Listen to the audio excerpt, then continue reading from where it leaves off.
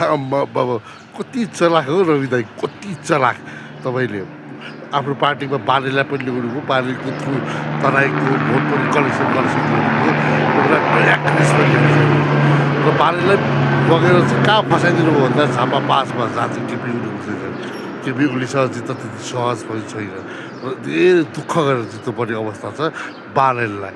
बालेलले जतिसुकै ठुलो रणनीति ल्याएर धेरै अथल पुथल गर्न सक्यो भने पनि मुस्किलले जित्ने ठाउँमा लगेर फसाइदिएका छौँ। हेर त कुनै तराईका कुनै जिल्ला, काठमाडौँको कुनै जिल्ला जितेको भए संसद जित्ने थिए र प्रधानमन्त्री सहज तरिकाले बालेन शाह बन्ने थिए।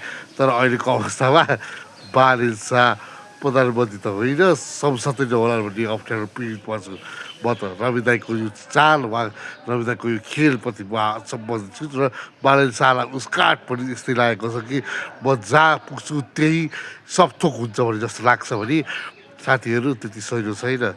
यो काठमाडौँ होइन, त्यो झापा हो र झापा अनौठो छ, बुझ्नु होला।